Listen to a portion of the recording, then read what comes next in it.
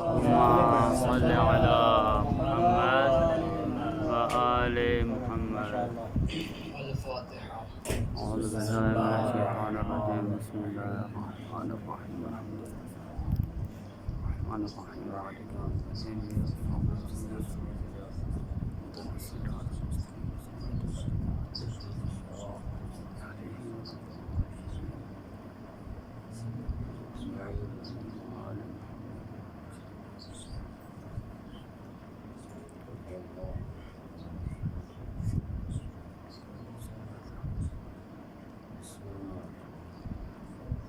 اللهم صل على محمد وآل محمد.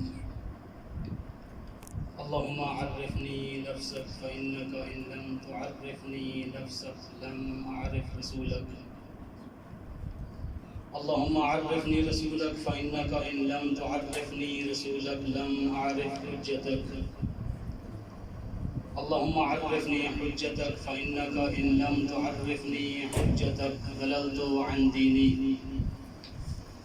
اللهم لا تمتني ميتة جاهلية. اللهم عجل لوليك الفرج. اللهم عجل لوليك الفرج. اللهم عجل لوليك الفرج.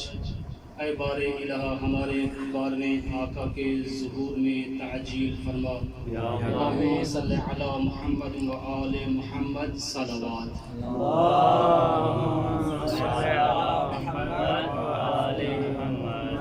اعوذ باللہ من الشیطان الرجیم. بسم اللہ الرحمن الرحیم. الحمد للہ الذی ابدع نظام الوجود واخترع ماہیات الاشیاء بمقتضى الجود وانشأ بقدرته انواع الجواہر العقلیہ وافاض برحمته محرکات الاجرام الفلکیہ والصلاة والسلام على الذوات القدسیہ المنزہۃ عن القدورات الانسیہ خصوصا على سیدنا و نبینا ابی القاسم محمد. اللهم صل على محمد وعلى آله وأولاده الطيبة الطاهرة الزكية وعلى أعدائهم اللعنة الأبدية. أما بعد فقد قال الرحمن في كلامه السرمدية. بسم الله الرحمن الرحيم. قل إن كنتم تحبون الله فاتبعوني يحببكم الله ويغفر لكم ذنوبكم والله غفور رحيم.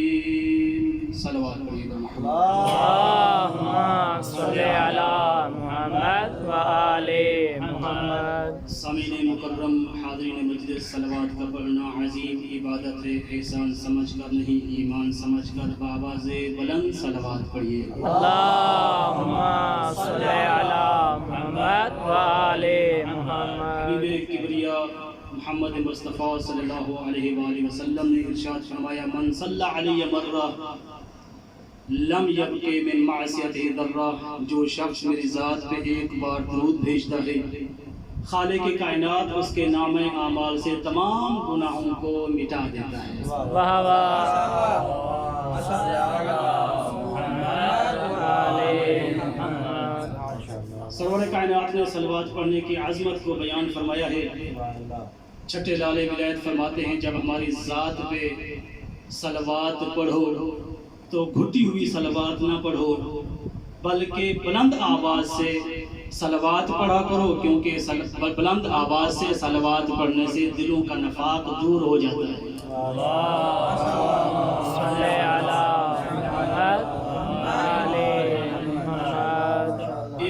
اطمینان بھری، کنفیوژن والی نہیں، اطمینان بھری صلوات پڑھیے۔ اللہم صلی علی محمد و آلہ۔ سامعین مکرم، سب سے پہلے آج کی اس صف عزا، صف معرفت، صف انتظار پر موجود موالیان و عزاداران و منتظرین کے دلوں کے تخت پر مسند نشین ولایت ولی مطلق کے وسیلہ سے درخواست گزار ہوں اپنے اس وارث کے حضور جو فرزند ابو طالب کی حیثیت سے موجود ہے کہ کائنات کو ثبات اور مخلوقات کو رزق دلانے والا اپنے رخ سے حجاب غیبت کو ہٹائے اور کعبہ کی چھت پہ اپنے دونوں قدم رنجا فرما کر زمانے کے جہلا کو بتلائے اگر محبت علی نہ ہو اعمال منہ پہ مارے جاتے ہیں۔ سبحان اللہ، واہ واہ۔ زندہ و سلامت رہیں، آباد و شاد رہیں۔ بہت اچھا استقبال کیا ہے آپ نے، اجازت ہو تو لب کھولوں عقل و خرد کے میزان میں تاریخ و احادیث کے گور تولوں، سبحان اللہ۔ مودت بھری سماعت کو عقیدت کے دھاگے میں پرولوں، منتشر ذہنوں میں مناقب کے رس گھولوں، واہ واہ۔ تب جا کے کہیں محبت علی میں کچھ بولوں۔ صلوات پڑھیے بر محمد و آل محمد۔ اللہم صلی علی محمد و آل محمد۔ سامعین مکرم، حاضرین مجلس، آپ کے درمیان چند لمحے بہرے گفتگو رہنے کے لیے میں نے خالق لم یزل ولا یزال کے لا ریب کلام قرآن مجید کے سورہ آل عمران سے 31ویں آیت کو تلاوت کرنے کا شرف حاصل کیا ہے، سبحان اللہ، جس میں رب کائنات ارشاد فرما رہا ہے قل ان کنتم تحبون اللہ فاتبعونی، اے میرے حبیب اپنی امت سے کہہ دیجئے اگر تم اللہ سے محبت کرتے ہو تو مجھ مصطفیٰ کی اتباع کرو، یحببکم اللہ، اللہ تم سے محبت کرے گا، ویغفر لکم ذنوبکم، تمہارے گناہوں کو معاف کر دے گا، واللہ غفور الرحیم، اللہ غفور اور رحیم ہے۔ سبحان اللہ۔ سامعین مکرم، اگر آپ کی توجہ ہے، دیکھیے کوئی بھی مسلمان جو اللہ کو واحد مانتا ہو، یکتا مانتا ہو، اس کی توحید کا عقیدہ رکھتا ہو، اس کی پرستش کرتا ہو، اس کی بندگی کرتا ہو، اس کی عبادت کرتا ہو، اسی کو سجدہ کرتا ہو، اسی کو خالق مانتا ہو، اسی کو مالک مانتا ہو، اسی کو رازق مانتا ہو، سبحان اللہ۔ اگر آپ کسی بھی ایسے مسلمان کو بلائیں اور سے پوچھیں کیا تم خدا سے محبت کرتا ہے، تو عجب نہیں پلٹ کے جواب دے جتنا محبت میں کرتا ہوں کوئی اور کرتا ہی نہیں ہے۔ تھوڑا تھوڑا میرے ساتھ بولتے رہیے، کیونکہ آج تو اگرچہ یہ انٹرنیٹ کا دور ہے، موبائل کا دور ہے، وہ زمانہ گیا، ورنہ ایک زمانہ تھا جب بچے سونے سے پہلے اپنے بزرگوں سے تقاضا کیا کرتے تھے، اپنے بزرگ سے کہا کرتے تھے کہ ہم تب تک نہیں سوئیں گے جب تک آپ ہمیں کوئی کہانی نہ سنا دیں۔ تو بزرگ کہتے تھے بیٹا میں آپ کو کہانی تو سناتا ہوں لیکن ایک شرط ہے۔ کون سی شرط؟ جب تک میں کہانی سناتا رہوں تو ہوں ہاں کرتے رہنا، تاکہ مجھے احساس ہوتا رہے تو سو نہیں گیا بلکہ جا کے کہانی سن رہا ہے۔ دیکھیے وہ بزرگ نے ایک زمانے کے دنیا کی کہانی کو سنانے کے لیے ایک شرط رکھتی ہے، تو آپ فیصلہ کیجئے جب ایک بزرگ فرش والوں کی جھوٹی کہانی بغیر ہوں ہاں کے نہیں سناتا تو میں عرش والوں کی سچی کہانی کیسے؟ سبحان اللہ، واہ واہ۔ تو عرش والوں کی سچی کہانی ہوتی ہے، ممبر پہ جو بیان ہوتی ہے۔ اگر آپ کسی بھی مسلمان سے پوچھیں آپ اللہ سے محبت کرتے ہیں، کوئی مسلمان ایسا نہیں ہے جو کہے کہ میں خدا سے محبت نہیں کرتا۔ ہر انسان کا یہ دعویٰ ہے جو اللہ کو واحد مانتا ہے اس سے محبت کا دعویٰ کرتا ہے، جو اس کی عبادت کرتا ہے اللہ سے محبت کا دعویٰ کرتا ہے، جو اسے خالق مانتا ہے اس سے محبت کا دعویٰ کرتا ہے، جو اسے رازق مانتا ہے اس سے محبت کا دعویٰ کرتا ہے، جو اس کو سجدہ کرتا ہے اس سے محبت کا دعویٰ کرتا ہے۔ کوئی بھی مسلمان ایسا نہیں ہے جو اللہ سے محبت کا دعویٰ نہ کرتا ہو۔ اب یہاں کی بات نہیں ہے، اگر آپ صدر اسلام میں چلے جائیں کچھ لوگ ایسے بھی تھے جو سرور کائنات کی بارگاہ میں حاضر ہو کے کہتے تھے یا محمد انا نحب اللہ، اے محمد مصطفیٰ ہم اللہ سے محبت کرتے ہیں۔ جب پروردگار عالم نے مجھ سے محبت کا دعویٰ کرتا ہے، جو مجھے سجدہ کرتا ہے، مجھ سے محبت کا دعویٰ کرتا ہے، میرے رسول کے پاس جاتا ہے اور دعوی محبت کرتا ہے، تو پروردگار عالم نے جب ہر ایک کی طرف سے اس دعوی محبت کو دیکھا، اپنے حبیب سے ارشاد فرمایا، اے میرے حبیب، ہر شخص مجھ سے محبت کا دعویٰ کرتا ہے، میں نے ارادہ کر لیا ہے، آزماؤں تو صحیح یہ جو دعویٰ کر رہے ہیں یہ اپنے دعوے میں کتنے سچے ہیں۔ سبحان اللہ، یا علی، میں آزماؤں تو صحیح، جو بھی شخص آتا ہے آپ کی بارگاہ میں مجھ سے محبت کا دعویٰ کرتا ہے، جو میری بندگی کرتا ہے مجھ سے محبت کا دعویٰ کرتا ہے، میں آزماؤں تو صحیح کہ یہ کون ہے جو اپنے دعوے میں سچا ہے۔ قل ان کنتم تحبون اللہ، اے میرے حبیب اپنی امت سے کہہ دیجئے اگر تم مجھ سے محبت کرتے ہو، اگر تم مجھ خدا سے محبت کرتے ہو، فتبعونی، تو میرے محمد مصطفیٰ کی اتباع کرو، یحببکم اللہ، پھر تجھے دعویٰ کی ضرورت نہیں بلکہ خود خدا تم سے محبت کرے گا۔ سبحان اللہ، سبحان اللہ، صلوات پڑھیے محمد و آل محمد۔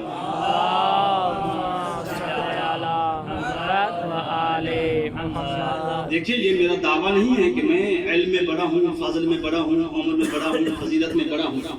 میرے سامنے ماشاءاللہ خطبہ موجود ہیں، علماء موجود ہیں، آپ سب مجھ سے افضل ہیں، علم میں بھی آپ مجھ سے بڑے ہیں، فضل میں منور صاحب آپ بڑے ہیں، تقوی میں، عبادت میں، عمل میں، ہر چیز میں آپ بڑے ہیں۔ میں ہر لحاظ سے چھوٹا ہوں امیر صاحب، لیکن چھوٹا ہونے کا مطلب یہ نہیں ہے کہ کسی کو چھوٹا سمجھ کر اس کی بات کو نظر انداز کر دیا جائے۔ کیوں؟ اس لیے کہ جس مکتب سے ہم تعلق رکھتے ہیں اس مکتب میں عمر دیکھ کے منبر نہیں دیا جاتا، اہلیت دیکھ کے۔ سبحان اللہ، واہ واہ، واہ واہ، اہلیت دیکھ کے منبر دیا جاتا ہے۔ تو آپ بڑے ہیں اور بڑے پن کا اظہار کیجئے، میرا تھوڑا ساتھ دیجئے، میرے پاس اور جملے بھی ہیں آپ کی توجہ حاصل کرنے کے لیے۔ میں چاہتا ہوں کہ اطرافی گفتگو سے پرہیز کروں، جو پیغام لے کے آئے ہیں وہ آپ کی دہلیز تک پہنچا سکوں۔ صلوات پڑھیے محمد و آل محمد۔ اللہم صلی علی محمد و آل محمد۔ ان کنتم تحبون اللہ فاتبعونی، اگر تم دعوی محبت رکھتے ہو تو میرے حبیب محمد مصطفیٰ کی اتباع کرو، یحببکم اللہ۔ اب دیکھیں اگر آپ جسارت نہ سمجھیں، آپ عظیم لوگ بیٹھے ہیں، میں ایک ادنا سا طالب علم ہوں۔ دیکھیں ایک ہوتا ہے محب، ایک ہوتا ہے محبوب۔ آپ مجھ سے بہتر جانتے ہیں، محب کہتے ہیں محبت کرنے والے کو، اور جس سے محبت کی جائے شاجی اسے محبوب کہا جاتا ہے۔ ایک ہوتا ہے محب، ایک ہوتا ہے محبوب۔ اس آیہ مجیدہ میں جو لوگ دعوی محبت کر رہے تھے ان کی حیثیت محب کی ہے یا محبوب کی ہے؟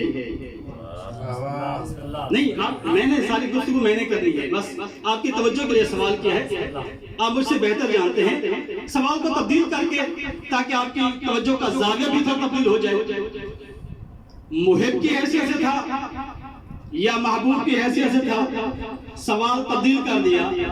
آپ توجہ کیجئے گا کہ محب ہونا بہتر ہے یا محبوب ہونا بہتر ہے۔ ایک مثال دیتا ہوں، اگر میں علم کی دنیا کے ایک مایہ ناز شخصیت سے محبت کا دعویٰ کروں، اجتہاد کی دنیا میں ہو، تقوی کی دنیا میں ہو، کسی بھی لحاظ سے ایک عظیم شخصیت ہو، میں شاجی اس سے دعوی محبت کروں، زمانے بھر کو کہتا ہوں کہ میں اس عظیم انسان سے محبت کرتا ہوں، انصاف سے بتائیے اس میں میری فضیلت ہے یا اس کی عظمت ہے؟ لیکن اگر پلٹ کر وہ عظیم شخصیت کہے کہ میں اسے محبت کرتا ہوں تو فضیلت کا معیار بدل جائے گا۔ دیکھیے جو لوگ محمد مصطفیٰ کے پاس آتے تھے وہ کیا کہتے تھے؟ نحنو نحب اللہ، انا نحب اللہ، ہم اللہ سے محبت کرتے ہیں، ہم اللہ سے محبت کرتے ہیں۔ بڑا دقیق اور باریک جملہ ہے، اور آپ سے بڑھ کر کوئی ایسا مجمع مجھے نہیں ملے گا جو اس باریک جملے کو سمجھ سکے. جو آتے تھے کیا کہتے تھے؟ اِنَّا نُحِبُّ اللَّهَ، ہم اللہ سے محبت کرتے ہیں. ان کی حیثیت محب کی تھی، محبوب کی نہیں تھی. سبحان اللہ سبحان اللہ. اِنَّا نُحِبُّ اللَّهَ، ہم اللہ سے محبت کرتے ہیں. ان کی حیثیت محب کی تھی، محبوب کی نہیں تھی. اگر سامنے والی ہستی عظیم ہو تو محب کی حیثیت بہتر نہیں بلکہ محبوب ہونا بہتر ہوتا ہے.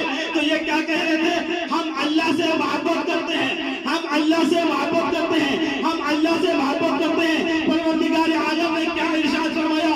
قل ان کنتم تحبون اللہ فاتبعونی یحببکم اللہ. اے میرے حبیب ان سے کہہ دیجئے اگر تم مجھ سے محبت کا دعویٰ کرتے ہو، میرے محمد کی اتباع کرو، اللہ تم سے محبت کرے گا. دیکھیں اتباع مصطفیٰ کی عظمت کو دیکھیے.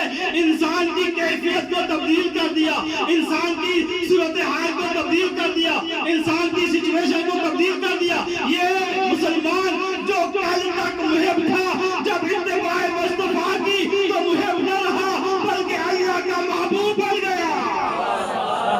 واہ واہ.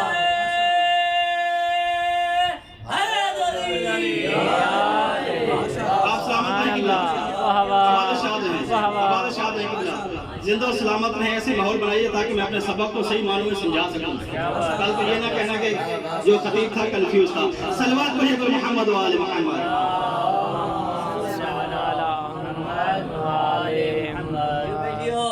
یہ عظمت مصطفیٰ ہے. جو مسلمان کو محب سے محبوب بنا دے اسے مصطفیٰ کہتے ہیں. آپ کی توجہ کو ایک بار پھر حاصل کرنے کے لیے سوال کی صورت میں گفتگو کو آگے بڑھانا چاہتا ہوں. محسوس نہ کیجیے گا سوال نہیں کر رہا میں. دیکھیے اس آیہ مجیدہ میں پروردگار عالم نے جو کلمہ استعمال کیا ہے اتبعونی، اتبعو فعل امر ہے. یہ علم کا اظہار نہیں ہے، آیات کے متعلق گفتگو ہے، محسوس کوئی نہ کرے. اتبعونی اس میں اتبعو ایاز بھی کیا ہے؟ فعل امر ہے. اور آپ مجھ سے بہتر جانتے ہیں فعل امر کی دلالت وجوب پر ہوتی ہے. اس آیہ مجیدہ میں خاور شاہ جی اطاعت اتباع رسول کا حکم دیا گیا ہے. کیا یہ اتباع رسول جو علم اصول پڑھتے ہیں یہ اتباع رسول مطلق ہے یا مقید ہے؟ صابر شاہ جی سلامت رہیں. یہ جو اتباع کا حکم دیا گیا یہ اتباع رسول مطلق ہے یا مقید ہے؟ یعنی خود کو مطمئن کرنے کے لیے تھوڑی سی وضاحت کر رہا ہوں. یعنی ایسا نہیں ہے کہ کہا گیا ہو کہ رسول کی اتباع کرو بعض امور میں اور بعض میں نہ کرو. ایسا تو نہیں کہا گیا. جب ایسا نہیں کہا گیا تو اس کا مطلب یہ ہے کہ سرور کائنات کی اتباع مطلق ہے. اگر محمد مصطفیٰ نماز کا حکم دیں نماز کو چھوڑنا حرام ہے، پڑھنا واجب ہے. اگر محمد مصطفیٰ سچ بولنے کا حکم دیں سچ بولنا واجب ہے، جھوٹ بولنا. سلامت رہیں، آباد و شاد رہیں. اگر محمد مصطفیٰ ہمسائے کے حقوق ادا کرنے کا حکم دے تو ہمسائے کے حقوق ادا کرنا واجب ہے، ان کو اذیت دینا حرام ہے. تو محمد مصطفیٰ کی اتباع مطلق ہے. اس کا معنی یہ ہوا کہ محمد مصطفیٰ کی فعل میں بھی اتباع مطلق ہے، قول میں بھی اتباع مطلق ہے. دوسرے لفظوں میں کہوں کہ محمد مصطفیٰ کی اتباع واجب ہے، قول میں بھی فعل میں بھی. اگر محمد مصطفیٰ حسنین کو امام حسین علیہ السلام کو اپنی پشت پہ بٹھا کے سجدے کو طول دے کر حسین کا احترام کریں تو امت مصطفیٰ پر واجب ہے کہ یزید سے نفرت کریں، حسین سے محبت کریں. زندہ و سلامت رہیں، آباد و شاد رہیں. اتباع مصطفیٰ مطلق ہے، اتباع مصطفیٰ مطلق ہے. اگر محمد مصطفیٰ کسی دروازے پہ کھڑے ہو کے السلام علیکم یا اہل البیت النبوت کا ورد پڑھتے رہیں، اس دروازے کا احترام واجب ہے، اسے جلانا حرام ہے. اگر محمد مصطفیٰ کسی محفل میں کہہ دیں قوموا عنی، مجھ سے اٹھ کر چلے جاؤ، تو اس محمد مصطفیٰ پر ہزیان کی تہمت لگانا حرام ہے، اٹھ کر چلے جانا واجب ہے. اگر محمد مصطفیٰ ایتونی بالقرطاس کا حکم دے تو کاغذ قلم دینا واجب ہے. حسب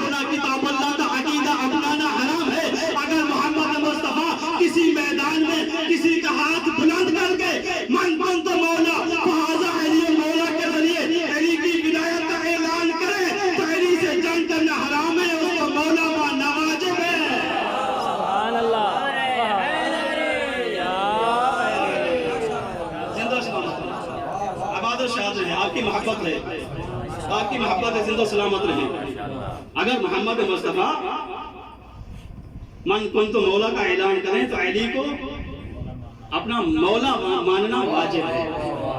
ایک منزل اور طے کرتے ہیں, اس کے بعد انشاءاللہ آپ کی زحمت کو تمام کروں گا, چونکہ آگے اور بھی مجالس ہیں, آپ نے سننا ہے جا کر, اور جو ثواب لینا تھا حاضری تھی وہ ہو گئی. اب ایک وہی سوال کے ذریعے تھوڑا آگے بڑھنے کی جسارت کروں گا, اگر آپ پھر بھی محسوس نہ کریں تو. سوال یہ ہے, پروردگار عالم نے ارشاد فرمایا ان کنتم تحبون اللہ, اگر تم اللہ سے محبت کرتے ہو تو میرے رسول کی اتباع کرو. ٹھیک ہے, اس کا معنی یہ ہوا جب محبت کی جاتی ہے تو اتباع بھی کرنی پڑتی ہے. میں نہیں سمجھا سکتا, تھوڑا گڑبڑ ہو گئی تھی. جب اللہ نے کہا اگر مجھ سے محبت کا دعویٰ کرتے ہو میرے رسول کی اتباع کرو, اس کا معنی یہ ہوا جہاں بھی محبت ہو وہاں اتباع ضروری ہوتی ہے. تو اتباع محبت کا لازمہ ہے. علمی اسلام ہے, اگر محبت نہ ہو تو اتباع نہیں ہے, محبت ہے تو اتباع ہے. اس کا مطلب ہے حیدر صاحب اتباع اور محبت لازم ملزوم ہے. تو اللہ نے یہ کہا کہ اگر تم مجھ سے یعنی خدا سے مجھ سے محبت کرتے ہو میرے رسول کی اتباع کرو. کیا ہم کہہ سکتے ہیں کہ اگر رسول سے محبت نہ ہو پھر بھی اتباع کرتے رہیں؟ اگر رسول سے محبت کا حکم نہ ہو تو اتباع لازم ہے, کیونکہ جس کو آپ پسند نہیں کرتے اس کی آپ اتباع کیسے کر سکتے ہیں؟ تو یہ جو محبت ہے, یہ محبت اس کا دائرہ تنگ ہے یا اس کا دائرہ وسیع ہے؟ جو واضح اس آیت میں نظر آیا کیا تھا کہ اللہ سے محبت کرنی ہے. تو اللہ نے کہا کہ میری جو محبت ہے مشروط ہے اتباع رسول کے ساتھ. تھک تو نہیں گئے؟ سبحان اللہ. تھوڑی سی منزل طے کر کے جملہ ختم کر رہا ہوں. اتباع سے مشروط ہے میری محبت. تو ہم نے یہ عقلاً یہ سمجھا کہ جس کی اتباع کی جاتی ہے اس کی وجہ سے محبت بھی کی جاتی ہے. تو محبت کا دائرہ تھوڑا وسیع ہو گیا. آیت کا ظاہر بتا رہا تھا کہ محبت کا تعلق فقط اللہ سے ہے. اتباع کے ضمن میں پتہ چلا یہ دائرہ تھوڑا وسیع ہوا, محمد مصطفیٰ تک پہنچ گیا.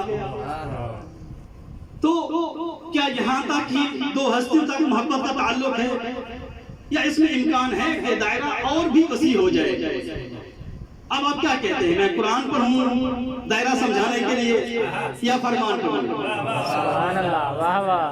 آپ نے محبت بھرا جواب دیا, میں دونوں پڑھوں گا. پروردگار عالم نے جہاں لوگوں کو دیکھا مجھ سے محبت کر رہے ہیں, ارشاد فرمایا قل لا اسألکم علیہ اجرا الا المودۃ فی القربى. اے میرے حبیب جہاں آپ نے ان کو یہ بتایا تھا اگر مجھ سے محبت کا دعویٰ کرتے ہو میری اتباع کرو, آپ ان سے کہہ دو اگر محبت میں باقی ہو میری مودت سے بھی محبت کرو, میرے قربا سے بھی محبت کرو. صلوات پہ محمد والے اللہم صلی علی محمد وآل محمد. تو اس آیت کے تھوڑی سی سبقت لسانی ہو گئی تھی. آیت کے ضمن میں پتہ چل گیا کہ محبت اور مودت کا دائرہ وسیع ہو گیا. سرور کائنات کی بارگاہ میں چلتے ہیں, یا رسول اللہ اللہ کا کلام ہے, ہر انسان کو سمجھ نہیں آتا ہے کیونکہ یہ اعجاز ہے, معجزہ ہے, تو اس کے لیے تھوڑی محنت کرنی پڑتی ہے. آپ بھی بتا دیجئے اپنے مبارک لفظوں کے ذریعے بتا دیجئے کہ محبت کا دائرہ شاجی محدود ہے یا اس میں وسعت ہے؟ تو سرور کائنات یہ ارشاد فرماتے ہوئے نظر آتے ہیں من احب حسین فقط احب اللہ. کبھی محبت حسین کا بتا رہے ہیں, کبھی محبت حسن کا بتا رہے ہیں. اور آگے چل کے فرمایا من احب علی فقد احبنی من احبنی فقد احب اللہ. اے اللہ سے محبت کا دعویٰ کرنے والوں یاد رکھنا، جس نے علی سے محبت کی اس نے مجھ مصطفیٰ سے محبت کی، جس نے مجھ مصطفیٰ سے محبت کی اس نے خدا سے محبت کی. تو سرور کائنات نے محبت کا دائرہ وسیع کر کے ارشاد فرمایا من احب علی فقد احبنی من احبنی فقد احب اللہ. جس نے علی سے محبت کی اس نے مجھ مصطفیٰ سے محبت کی، جس نے مجھ مصطفیٰ سے محبت کی اس نے خدا سے محبت کی. تو رسول خدا نے جو محبت کا میعاد تھا، جو محبت کا محوی نقطہ تھا، وہ تھا محبت خدا. اس نقطے کو اضافہ دیتے ہوئے، اس دائرے کو بڑھاتے ہوئے فرمایا اللہ سے محبت کرنے والوں علی سے محبت کرو. علی سے محبت کرنا مجھ سے محبت ہے، مجھ سے محبت کرو. مجھ سے محبت کرنا اللہ سے محبت ہے. میں نے عرض کی یا رسول اللہ اس کا معنی کیا ہے؟ اللہ کی محبت واجب، آپ نے اپنی محبت بتائی، ساتھ علی کی محبت بتائی، اس کی وجہ کیا ہے؟ سرور کائنات نے مسکرا کے ارشاد فرمایا اللہ سے محبت کرنے والوں یاد رکھنا تم تو دعوے محبت کرتے ہو. آج میں نے بتا دیا اگر علی سے محبت نہیں تو دعوے نہ کر، تجھے خدا سے بھی محبت نہیں ہے.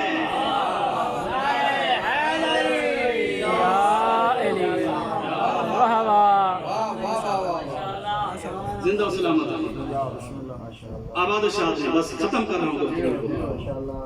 محبت کی نکیز کیا ہے؟ محبت کی ضد کیا ہے؟ بغض.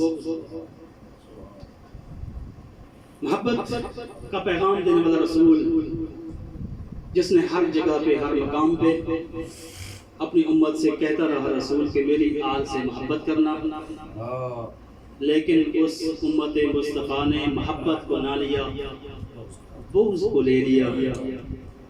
اور آج ہم نے جو سیاہ لباس پہنے ہیں، یہ ماتم کر رہے ہیں، یہ پرسہ دے رہے ہیں، صف عذاب بچھائی ہے، اسی بغض کا نتیجہ ہے.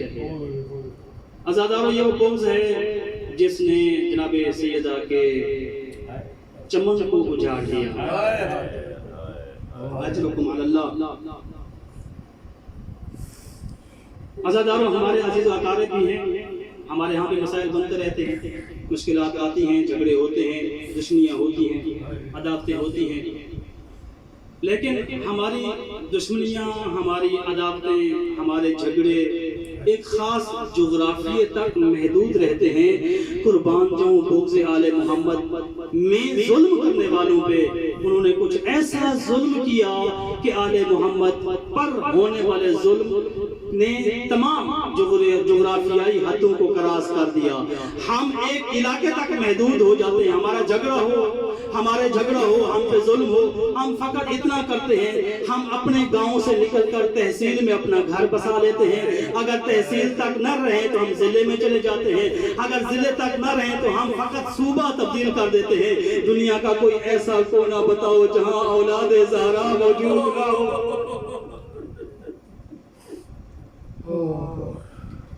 کوئی تصور ہی نہیں کر سکتا. جنگلوں میں سادات آباد ہیں، پہاڑوں میں سادات آباد ہیں، کافروں کے علاقوں میں، ہندوؤں کے علاقوں میں سادات آباد ہیں. کیوں؟ یہ بغض آل محمد تھا. امت مصطفیٰ کے کچھ بدبخت لوگوں کے دلوں میں بغض تھا، جنہوں نے آل محمد کو مدینہ سے باہر کیا، عراق سے باہر کیا، حجاز و یثرب سے باہر کر دیا. کسی کی قبر مشہد میں ہے، کوئی قم میں ہے، کوئی بغداد کا آزمین میں ہے، کوئی نجف میں ہے، کوئی کربلا میں ہے، کوئی کوفہ میں ہے. آپ بہتر جانتے ہیں سارے مقامات. عزاداروں یہی بغض تھا جس نے امام حسن مجتبیٰ کے لال کو تقسیم کر دیا. کربلا کے شہداء میں 3 شہداء ایسے ہیں جن کو مقابلہ کر کے نہیں، شجاعت کے ذریعے نہیں، بہادری کے ذریعے نہیں، دھوکے سے قتل کیا گیا ہے. چونکہ یہ عام جوان نہیں تھے، اپنی شجاعت میں، اپنی بہادری میں کربلا میں علی کا عکس تھے. ان سے مقابلہ کرنا آسان نہیں تھا. ان میں سے پہلا ابو الفضل العباس ہے. کہ جب پانی لینے گئے واپس آ رہے تھے، مقابلہ کر کے شہید نہیں کیا گیا، دھوکے سے ایک بازو قلم ہوا، پھر دوسرا بازو قلم ہوا، اور دوسرا شہید جناب علی اکبر ہیں۔ عزادارو حسین کا پیاسا بیٹا جب جنگ کر رہا تھا تو جب وہ مقابلہ کرنے سے عاجز آ گئے، ایک بدبخت نے کہا اکبر تو جنگ کر رہا ہے، ادھر دیکھ خیام کو آگ لگ گئی ہے۔ جب اکبر نے مڑ کر خیام کی طرف دیکھا، اس بدبخت نے اکبر کے سینے میں برچھی کا وار کیا، جس برچھی کے وار نے جناب علی اکبر کو اپنے بابا سے دور کر دیا۔ اکبر کے جانے کے بعد حسین کی ایک ہی صدا آ رہی تھی، اکبر تو چلا گیا، میری آنکھوں کا نور بھی چلا گیا ہے۔ اجرکم علی اللہ۔ تیسرا شہید امام حسن مجتبیٰ کا یتیم ہے، جس نے مدینہ سے اپنی ماں کو محمل میں سوار کیا تھا، کربلا کی تپتی ہوئی زمین پہ اتارا تھا۔ ان کو بھی دھوکے سے شہید کیا گیا۔ حافظ حیدر صاحب میں جملہ پڑھا برداشت نہیں کر سکا۔ جب حسن مجتبیٰ کا لال جنگ کر رہا تھا، اتنی پیاری اور خوبصورت جنگ کر رہا تھا، بعض نے لکھا ہے 35 کو، بعض نے 85 کو، اور مختلف عدد ہیں کہ جناب قاسم نے 13 سال کی عمر میں کیسے کیسے یزیدیوں کو واصل جہنم کیا۔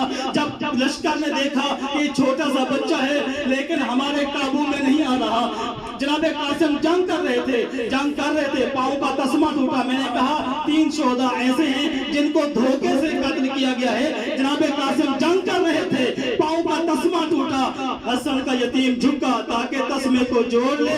ایک بدبخت دیکھ رہا تھا، قاسم جھکا ہوا ہے، اس نے نیام سے تلوار کو نکالا اور جھکے ہوئے قاسم کے سر میں اپنی تلوار سے وار کیا۔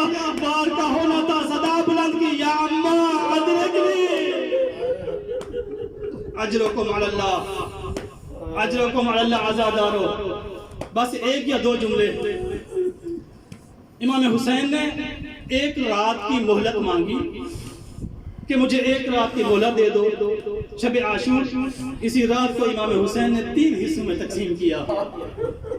ایک حصہ عبادت خدا کے لیے وقف کر دیا، اور ایک حصہ اپنے اہل و عیال کے ساتھ گزارا، اور ایک حصہ امام علیہ السلام نے اپنے اصحاب کے ساتھ گزارا۔ عزادارو، امام حسین علیہ السلام نے اپنے اصحاب کو جمع کیا، اور 10 محرم کے دن جن لوگوں نے شہید ہونا تھا ان کی فہرست بنانا شروع کر دی۔ جناب قاسم آگے آئے، دیکھا فہرست تیار ہو رہی ہے۔ جناب قاسم نے دیکھا اس میں حبیب ابن مظاہر کا نام لکھا ہوا ہے، زہیر ابن قین کا نام لکھا ہوا ہے، ابو الفضل عباس کا نام لکھا ہوا ہے، شبیہ پیغمبر علی اکبر کا نام لکھا ہوا ہے۔ جناب قاسم نے دیکھا کہ فہرست میں کئی نام لکھے ہوئے ہیں، لیکن جناب قاسم کو اپنا نام نظر نہ آیا تو ہاتھ جوڑ کے عرض کی، اپنا رسول اللہ، اے میرے چچا جان، اے میرے مولا و آقا، اس فہرست میں میرا نام نہیں ہے، کیا مجھے شہادت کا موقع نہیں دیں گے؟ عزادارو، جب امام حسین نے یہ جذبہ شہادت دیکھا، یہ جذبہ موت دیکھا، رو کے کہا قاسم تو مرنا چاہتا ہے، تو جہاد کرنا چاہتا ہے، تو میدان میں جانا چاہتا ہے، کہا مولا کہا میں بھی اپنی ننھی سی جان کو آپ پہ قربان کرنا چاہتا ہوں۔ امام حسین نے رو کے کہا قاسم کیف الموت عندک، اتنا بتا اگر تو مرنا چاہتا ہے بتا موت کیسی ہوتی ہے۔ جناب قاسم نے معرفت بڑا جملہ کہا کہ الموت احلا من العسل، اے مولا وہ زندگی جو آپ پہ قربان ہو جائے وہ شہد سے بھی زیادہ میٹھی۔ اجرکم علی اللہ، اجرکم علی اللہ عزادارو۔ جب جناب امام حسین نے جذبہ شہادت دیکھا، جذبہ شہادت دیکھا، جذبہ موت دیکھا، کہا قاسم تو موت کی طرف جانا چاہتا ہے اور اس لیے پریشان ہے، اس لیے پریشان ہے، اس فہرست میں تجھے اپنا نام نظر نہیں آیا۔ امام نے رو کے کہا قاسم فہرست کو ایک بار پھر غور سے دیکھو، غور سے دیکھو، تو اپنا نام پوچھتے ہو، غور سے دیکھو، اس فہرست میں اصغر کا نام لکھا ہوا۔ اجرکم علی اللہ، اجرکم علی اللہ عزادارو۔ عزادارو، میرے سامنے آپ غیور عزادار بیٹھے ہیں، سارے غیرت مند نوجوان بیٹھے ہیں، غیرت مند کو غیرت کا اندازہ ہوتا ہے۔ دیکھیے جناب قاسم نے سوال کیا تھا مولا میرا نام ہے یا نہیں ہے؟ امام حسین نے جواب دیا قاسم تو اپنا نام پوچھتے ہو, غور سے دیکھو اس میں اصغر کا نام بھی لکھا ہوا ہے. قاسم نے پتہ نہیں کیا سوچا, شاید یہی سوچا تھا اصغر کا نام لکھا ہے جو تلوار نہیں اٹھا سکتا, جو نیزہ نہیں اٹھا سکتا, جو حربی لباس نہیں پہن سکتا, اور تو دور کی بات ہے یہ میرا وہ بھائی ہے جو قیام سے باہر نہیں آ سکتا. اے غیور عزادارو, غیرت کا جملہ سنیے گا. جناب قاسم نے ایک غیرت بڑا جملہ کہا جب دیکھا نا قاسم کا نام لکھا ہوا ہے. غیرت کے لہجے میں کہا اے مولا اصغر کا نام لکھا ہے, اتنا بتائیے کیا قوم اشقیاء خیام میں آ جائے گی؟ اجرکم اللہ, میرا بھائی چل نہیں سکتا, کیا قوم اشقیاء خیام میں آ جائے گی؟ امام نے رو کے کہا قاسم قوم اشقیاء خیام میں نہیں آئے گی, تیرے بھائی کو پیاس لگے گی, اپنے نانا کی امت سے پانی مانگنے جائے گا واپس تیر. اجرکم اللہ. بس آخری جملہ عزادارو, مطمئن ہو گئے قاسم, حسن کا یتیم مطمئن ہو گیا, تسلی ہو گئی کہ فہرست میں میرا نام موجود ہے. بس تھوڑا سا حوصلہ کیجئے, ایک جملہ کہنا ہے, اپنا مزاج بنائیے. آج جناب ام فروا کو پرسہ دینے کا دن ہے, اور آپ نے روایات سنی ہے کہ جب مجلس ہو رہی ہوتی ہے عزادار گریہ کر رہے ہوتے ہیں, حسین کی ماں ایک رومال لے کے اس محفل میں آتی ہے, عزاداروں کے آنسوں کو اس رومال پہ لیتی ہے. میں بس آپ عزاداروں سے اتنا التجا کروں گا, اس محفل میں بھی میری آقا زادی موجود ہوگی, کوشش کیجئے گا اپنے آنکھوں کو نم کا لیجئے, ایسا نہ ہو زہرا اپنا رومال بڑھائے آپ کی آنکھیں کوشش. اجرکم اللہ عزادارو, اجرکم اللہ. قاسم مطمئن ہو گئے. رات کا ایک پہر گزرا, جناب قاسم اپنے خیمے سے باہر نکلے, تھوڑی دور دیکھا دو بندے ہیں کٹھے بیٹھ کے کوئی گفتگو کر رہے ہیں. عزادارو قاسم نے ان کی طرف چلنا شروع کیا, دیکھا ایک ابو الفضل عباس ہے, ایک علی اکبر ہے, آپس میں گفتگو کر رہے ہیں. کیا گفتگو تھی؟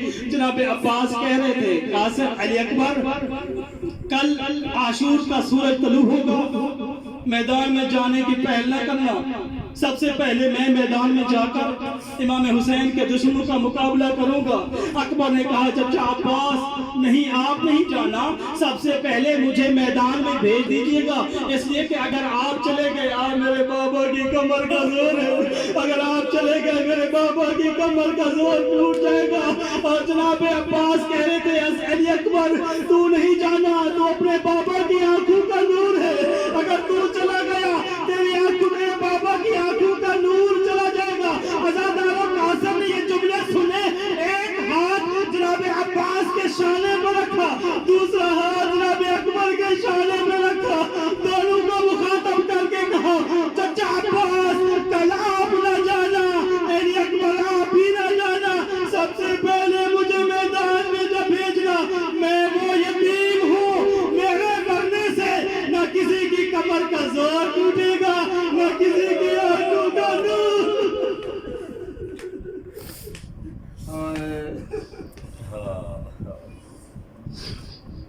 على لعنة الله على القوم الظالمين وسيعلم الذين ظلموا أي منقلب ينقلبون. پروردگار کے حق محمد و آل محمد, ہماری اس قریب سے عبادت کو اپنی عظیم بارگاہ میں قبول فرما, اور اس عبادت کے صدقے میں ہمارے گناہ کبیرہ و صغیرہ کو معاف فرما. آمین. جو حاجات لے کے اس فرش عذاب مومنین چل کر آئے ہیں ان کی حاجات کو پورا فرما. آمین. جو بیمار ہیں ان کو شفاء کاملہ عاجلہ عطا فرما. آمین. جس مقصد کے لیے ہم یہاں آئے ہیں خالق کی کائنات, ہمیں اس مقصد میں کامیابی و کامرانی نصیب فرما. پروردگار بحق محمد و آل محمد ہمارے بارے میں آقا کے ظہور میں تعجیل فرما. جو مومنین و مومنات اس دنیا سے چلے گئے ہیں, بالخصوص حاضرین کے جو مرحومین چلے گئے, پروردگار عالم ان کی مغفرت فرما, ان کے درجات بلند فرما.